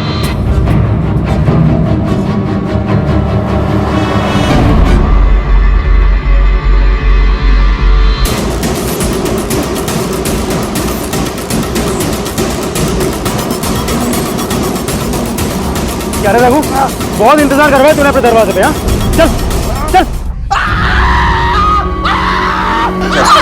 अब शुरू कर, बता क्यों मारा उन दोनों लड़कों को? साहब, मैंने किसी को नहीं मारा साहब, मैं सच बोल रहा हूँ, मैंने किसी को नहीं मारा। आप लोग क्या करें, मुझे कुछ समझ में नहीं आ रहा। कुछ नहीं पता तुझे, तू भागा क्यों था? भागा क्यों था? वो साहब, मैंने विशाल साहब की कोचिंग क्लास में पेपर लीक करने की कोशिश की थी। मुझे लगा उसके चक्कर में आप लोग मुझे पकड़ने आए, इसलिए भागा था। और वो जो दो लड़के, मुझे तो पता भी नहीं था कि उनका खून हो गया। साहब, मैंने कुछ नहीं किया। और जिस नंबर की आप लोग बात कर रहे हैं ना, वो नंबर मेरा नहीं है साहब। आप लोग को जरूर से कोई गलतफहमी हुई है। झूठ मत बोल, वो नंबर तेरा ही है, तेरे ही नाम पर इशू हुआ है वो नंबर। नहीं साहब, मुझे कुछ नहीं पता, वो नंबर मेरा नहीं है साहब। राजन साहब, जिस दुकान से वो नंबर इशू हुआ है पता करो वहां पर। ये देखिए सर, पूरे डॉक्यूमेंट्स लेने के बाद ही मैंने सिम कार्ड दिया था उस लड़के को। लड़के को? हाँ सर, जिसका ये डॉक्यूमेंट्स है वो खुद नहीं आए थे। एक लड़का आया था, उसने कहा कि ये मेरे अंकल है, उन्हीं के लिए सिम लेना है। वो दिखने में भी सर शरीफ लग रहा था और उसके पास सारे डॉक्यूमेंट्स भी थे, इसलिए मैंने उसे सिम दे दिया। ये फोटो देखो जरा, ये था? नहीं सर, ये नहीं था। ये लड़का था? हाँ सर, यही था जिसे मैंने सिम दिया था। केस की फाइल हेडक्वार्टर में भेज दो। सर, रघु सही कह रहा है, वो रोहन ही है जिसने रघु के नाम पर नया सिम लिया था। लेकिन सर, उसे रघु के डॉक्यूमेंट्स कैसे मिल गए? एक बात और समझ में नहीं आ रही सर, रोहन उस नंबर से अपने ही नंबर पे क्यों कॉल कर रहा था? ये तो तब हो सकता है जब वो सिम किसी और को दे दे। राजन, पता करो ये शिल्पा के फादर कौन से हॉस्पिटल में एडमिटेड है। साहब, जी हाँ, पिछले एक हफ्ते पहले उन्हें यहाँ लाया गया था। बहुत सीरियस कंडीशन में थे वो, बट आफ्टर सर्जरी काफी अच्छा रिकवर कर रहे हैं। उनकी बेटी शिल्पा वो देखने आती है ही नहीं यहाँ? जी रोज आती हैं। बीच में 2 दिन नहीं आ पाई थी, उसके बाद रोज ही आ रही हैं। अब तो उन्होंने अपने पापा को प्राइवेट रूम में भी शिफ्ट कर दिया है। तो पहले किस में थे वो? सर, जनरल वार्ड में। अभी 3 दिन पहले उन्हें प्राइवेट रूम में भी शिफ्ट किया गया है। ठीक है सिस्टर, थैंक यू। राजन, शिल्पा ने अपने फादर को जनरल वार्ड में भर्ती कराया। अच्छा खासा कोचिंग सेंटर है उसका, चाहती तो प्राइवेट वार्ड में भी भर्ती करा सकती है। बिल्कुल सर, लेकिन ऐसा भी तो हो सकता है कि शिल्पा की कोई मजबूरी नहीं हो। लेकिन पैसे के अलावा शिल्पा की और क्या मजबूरी हो सकती है जिसे 3 दिन पहले अचानक दूर कर दिया गया? और सबसे बड़ी बात, शिल्पा अपने फादर की बीमारी में उन्हें सपोर्ट कर रही है, ये बात उसने अपने हस्बैंड से छुपाई हुई है। राजन, जितना देखने में ये केस नॉर्मल लग रहा है उतना नॉर्मल है नहीं। एक काम करते हैं, उस कोचिंग सेंटर पे जाकर उस गार्ड से दोबारा मिलते हैं, हो सकता है हमसे कोई कड़ी मिस हुई हो। चलो सब आराम से याद करके बताओ, घबराओ मत। क्या तुमने उस दिन रोहन और सचिन को झगड़ते हुए देखा था? नहीं सर, पर सर रोहन जितने गुस्से में निकला था और उसके पीछे सचिन उसे मनाने के लिए निकला, तो मुझे तो ऐसे ही लगा कि उन दोनों के बीच कुछ झगड़ा हुआ है। उस वक्त और भी स्टूडेंट्स थे क्लास में? नहीं सर, सब जा चुके थे। लेकिन हाँ, सिर्फ शिल्पा मैडम थी। वो हर रोज क्लास का काम निपटाकर 1-1.5 घंटे देरी से निकलती है। ठीक है राजन, हो सकता है उस दिन रोहन का सचिन के साथ झगड़ा ना होकर के अपनी शिल्पा मैडम के साथ झगड़ा हुआ हो। रोहन गुस्से से बाहर निकला और सचिन उसे मनाते मनाते पीछे गया हो। हो तो सकता है सर, लेकिन रोहन शिल्पा के साथ झगड़ा क्यों करेगा?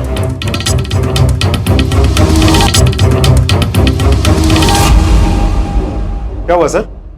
राजन, विशाल के घर का सर्च वारंट निकलवाओ। सर, हमें आपके घर की तलाशी लेनी है। सर्च वारंट है हमारे पास।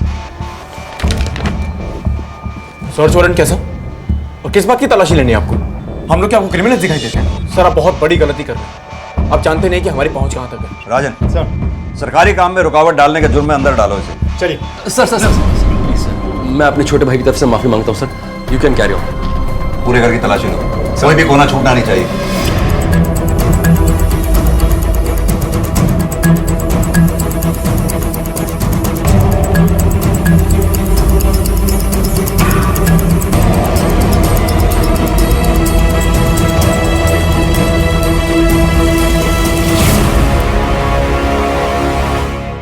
सर, ये मिला अंदर से।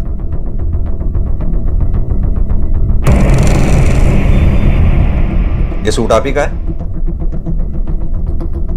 जी हाँ। इसका दुपट्टा कहां है? जाहिर सी बात है, ना तो इसका दुपट्टा आपके पास है और ना ही मेरे सवाल का जवाब। लेके चलो इन्हें। सर मेरा छोटा बच्चा है, मैंने कुछ नहीं किया। सर बात तो सुनिए। काफी वक्त बर्बाद कर चुके हैं आप हमारा में शिल्पा। अब सीधी तरह से बताइए कि क्यों मारा आपने रोहन और सचिन को? साहब मैंने उन्हें नहीं मारा। आई स्वेयर उन दोनों की मौत में मेरा कोई हाथ नहीं है। तो आप उस पुराने किले पर सचिन और रोहन के साथ क्या करने गई थी? पिकनिक मनाने? पुराना किला? मैं वहां पर क्यों जाऊंगी? मैं पुराने किले पर गई ही नहीं। झूठ मत बोलिए। हमारे पास इस बात का सबूत है कि आप रोहन और सचिन एक ही दिन एक ही वक्त पर पुराने किले पर मौजूद थे। नहीं सर, आपके मोबाइल की लोकेशन रिपोर्ट, आपका कोई भी झूठ आपको यहाँ से बचा नहीं सकता मिस शिल्पा। बेहतर यही होगा कि सच क्या है आप हमें बता दें।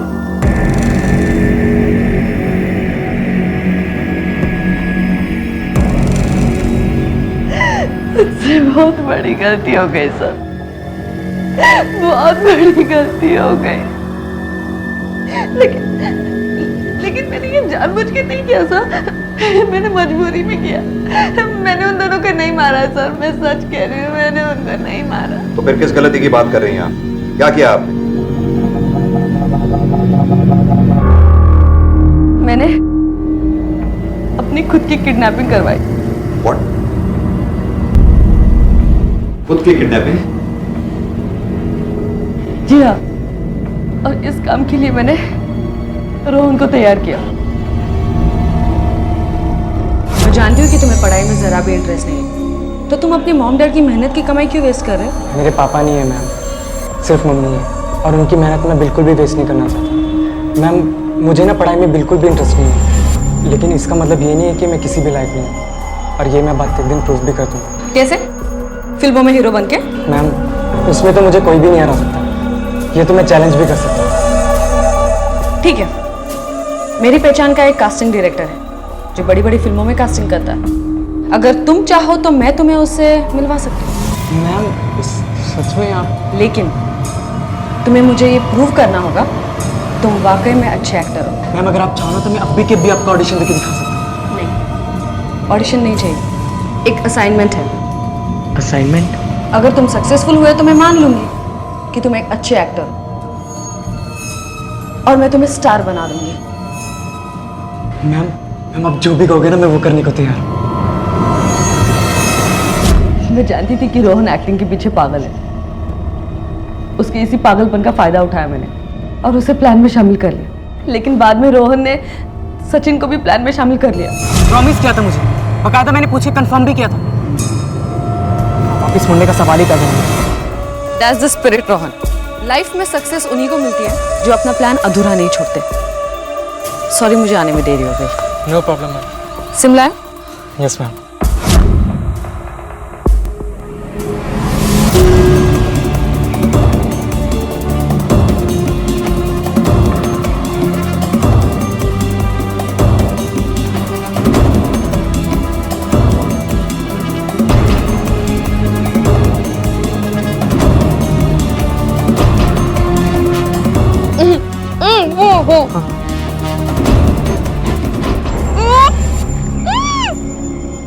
Done ma'am. रोहन अब ये फोटो मेरे पति को भेजो। उन्होंने पिक कर लिया।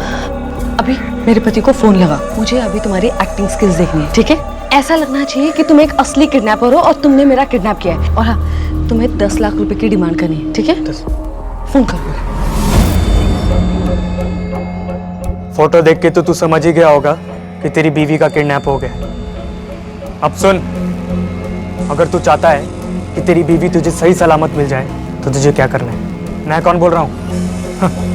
शाहरुख खान बोल रहा हूँ। क्या फर्क पड़ता है? अबे सुन, जितना बोला जा रहा है उतना कर। अगर तू अपनी बीवी को जिंदा देखना चाहता है तो 10 लाख रुपए लेके कल पुराने किले के वहां पे आ जा। और सुन, ज्यादा होशियारी की ना तो तेरी बीवी को मार दूंगा, समझा? लेकिन ये सब आपने किया क्यों? अचानक इतनी बड़ी रकम की क्या जरूरत आ पड़ी थी आपको? और अगर पैसों की इतनी जरूरत भी थी तो अपने पति से सीधे मांग सकती थी आप। अगर उन्होंने पैसे दिए होते तो ये सब करने की जरूरत ही नहीं पड़ती थी ना सर। कोचिंग सेंटर के पास से जो भी इनकम आती थी वो अपने पास ही रख लेते थे। मुझे अपनी छोटी से छोटी जरूरत के लिए भी उनके सामने हाथ फैलाना पड़ता है। मैंने उन्हें बताया अपने डैड की सर्जरी के बारे में। विशाल, विशाल, ये मेरे डैड की जिंदगी और मौत का सवाल है। तुम ऐसे कैसे पैसे देने से मना कर सकते हो? तुम कैसे भूल सकते हो कि जब तुम्हारी नौकरी छूटी थी तब मेरे पापा ने अपनी सारी सेविंग्स हमें दी थी हमारा कोचिंग क्लास शुरू करने के लिए। विशाल, उन्होंने वो सारी सेविंग्स अपने बुढ़ापे के लिए रखी थी। एंड मोस्ट इम्पोर्टेंटली, तुमसे कई ज्यादा मेहनत मैंने की है इस कोचिंग सेंटर को सक्सेसफुल बनाने के लिए, जिसका ना तुमने मुझे कभी क्रेडिट दिया है ना प्रॉफिट। मैंने इसके बारे में तुमसे कभी कुछ नहीं कहा, लेकिन बस बहुत हो गया विशाल। अब मुझे मेरा हिस्सा चाहिए। मैं अपने पापा को ऐसे मरते हुए नहीं देख सकती। व्हाट हिस्सा? क्या हिस्सा?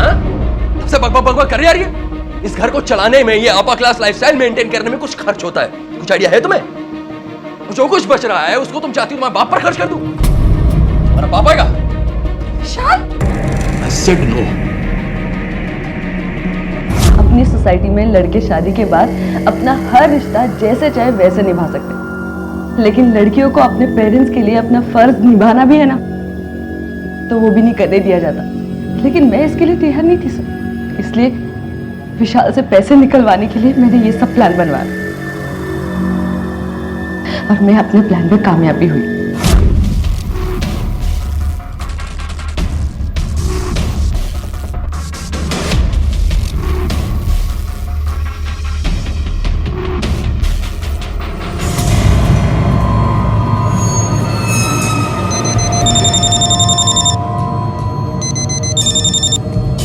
हेलो। अच्छा सुन, पैसे जो तेरे पास हैं वो झाड़ के पास रख दे। लेकिन मैं तुम पे भरोसा कैसे करूं कि मेरी बीवी तुम्हारे पास है? हेलो विशाल, विशाल, इन लोगों ने मुझे किडनैप कर लिया। प्लीज मुझे, विशाल। यकीन हुआ तुझे? अब सुन, चुपचाप पैसे झाड़ के पास रख और निकल जा। शाम तक तेरी बीवी तुझे मिल जाएगी। चल निकल।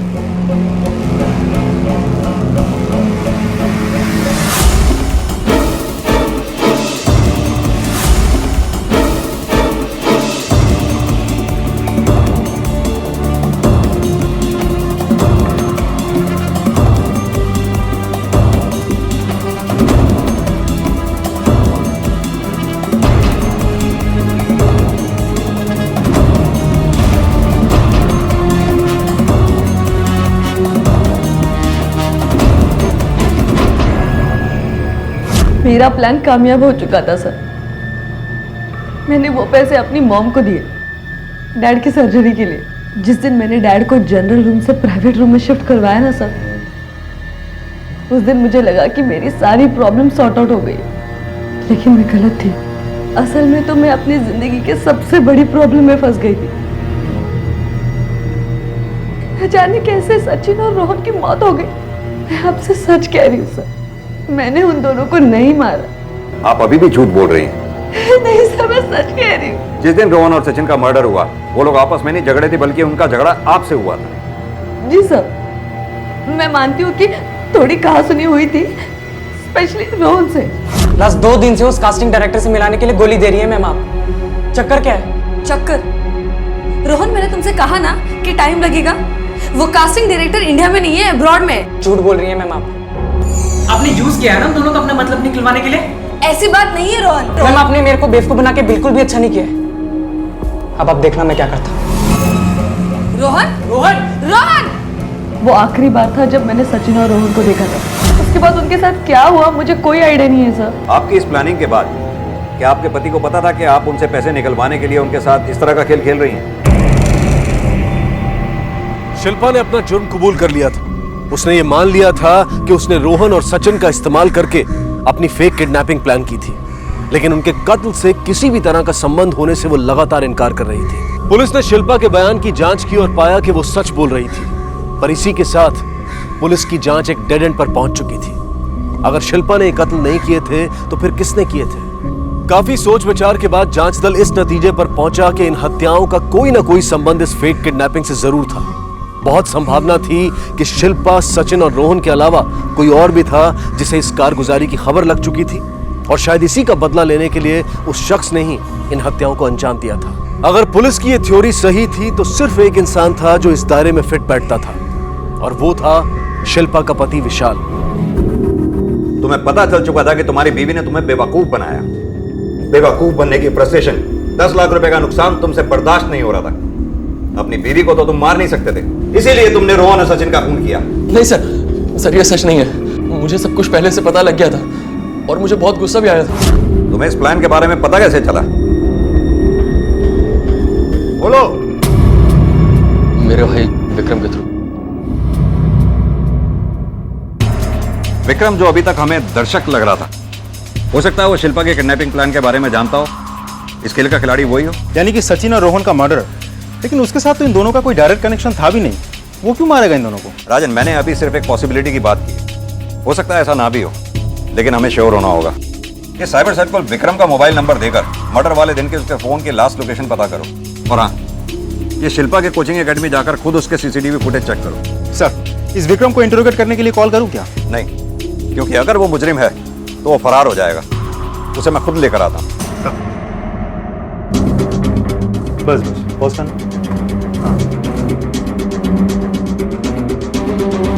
जूम करो।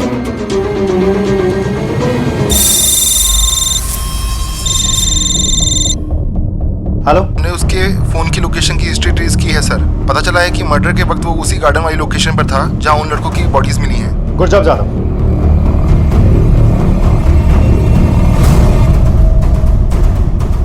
सर आप यहाँ और मेरे भैया भाभी? थाने चलो, सब पता चल जाएगा। लेकिन किस लिए? पूछताछ करनी है। लेके चलो। लेकिन मैंने क्या किया सर? चले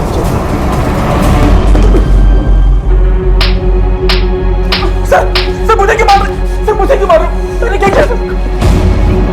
हमें सिर्फ तेरे से 2 सवालों के जवाब चाहिए। पहला सवाल, शिल्पा की फेक किडनैपिंग के प्लान के बारे में तुझे कैसे पता चला?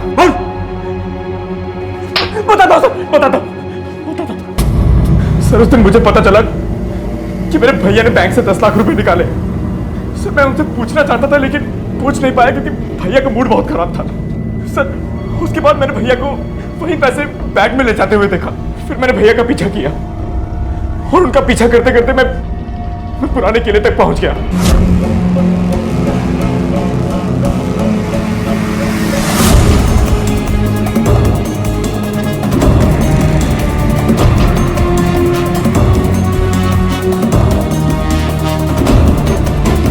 सर उसके बाद मैंने घर जाके भैया को सब कुछ बता दिया। दूसरा और सबसे अहम सवाल, तूने सचिन और रोहन को क्यों मारा? सर ये क्या कह रहे हैं आप? सर मैंने किसी को नहीं मारा सर। गलत जवाब। जिस दिन रोहन और सचिन का मर्डर हुआ तू कहां पर था? सर मैं घर पे था सर। पूरा दिन? हाँ सर, मैं घर से बाहर निकला ही नहीं। एक भी सवाल का सही जवाब नहीं। सच झूठ? सर मैं सच बोल रहा हूँ सर।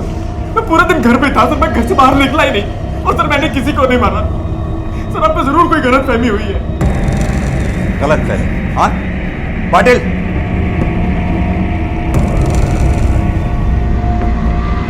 ये देख।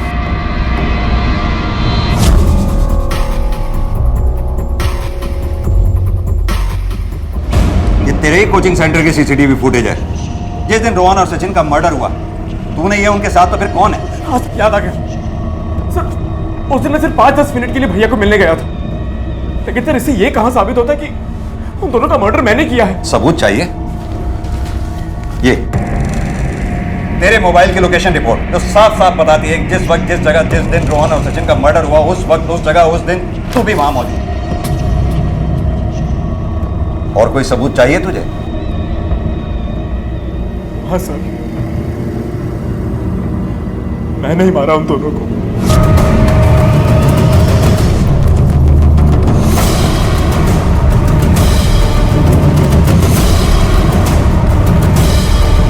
उसके बाद उनके फोन स्विच ऑफ करके उनकी लाश को ठिकाने लगा दिया। ताकि किसी को उनके बारे में पता न चले।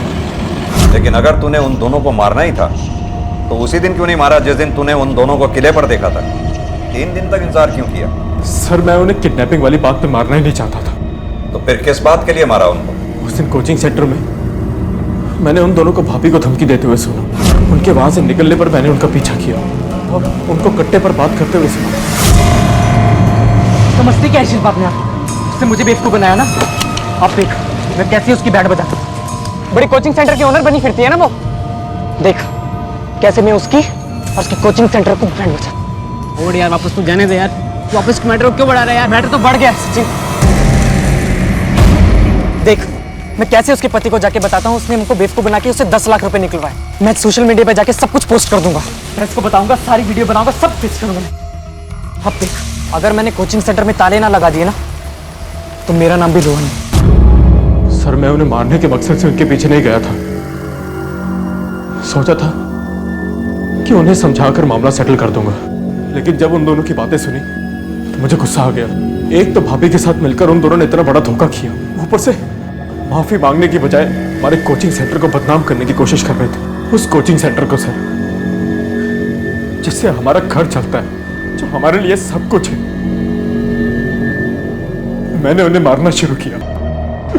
राजन सर, इसकी चार्जशीट फाइल करो और इस केस की फाइल को क्लोज करो। Yes sir. और इस तरह पुलिस की तहकीकात अपने अंजाम तक पहुंची। रोहन और सचिन को इंसाफ मिला और विक्रम को उसके किए की सजा। उसे दोहरे कत्ल के इल्जाम में गिरफ्तार किया गया और मुकदमा अभी अदालत में चल रहा है। पर क्या इस पूरे मामले में दोष अकेले विक्रम का था? शायद नहीं, बल्कि इस मामले में हर वो इंसान दोषी था जो किसी भी तरह से इससे जुड़ा था। शिल्पा ने जो किया उसे कतई सही नहीं ठहराया जा सकता, लेकिन अगर विशाल ने अपना फर्ज और शिल्पा की भावनाओं का मान रखते हुए उसके पिता के इलाज के लिए पैसे दे दिए होते तो शायद शिल्पा को अपनी किडनैपिंग की झूठी साजिश रचने की जरूरत ही नहीं पड़ती। अगर रोहन ने लालच में आकर शिल्पा का और सचिन ने दोस्ती की वजह से रोहन का साथ देने का फैसला ना किया होता तो वो इस मामले में फंसते ही नहीं। और सबसे अंत में अगर विक्रम ने अपनी भावनाओं पर काबू रखते हुए रोहन और सचिन को समझाकर इस पूरे मामले को हल करने का प्रयास किया होता तो ना तो उन्हें अपनी जान से हाथ धोना पड़ता और ना ही खुद विक्रम की अपनी जिंदगी बर्बाद होती। याद रखें, हमारे जीवन की किसी भी बड़ी से बड़ी समस्या का हल भी जुर्म से नहीं निकाला जा सकता। Crime never page. इसी विचार के साथ मैं अनूप सोनी आपसे विदा लेता हूं। फिर मुलाकात होगी अगले एपिसोड में एक और चौंका देने वाले केस के साथ। तब तक अपना और अपने परिवार का ख्याल रखें और देखते रहें क्राइम पेट्रोल डायल 100। सबक एक को सीख हम सबको। जय हिंद। इस तरह के और भी एपिसोड देखने के लिए हमारे चैनल को सब्सक्राइब करें और बेल आइकन दबाना ना भूलें।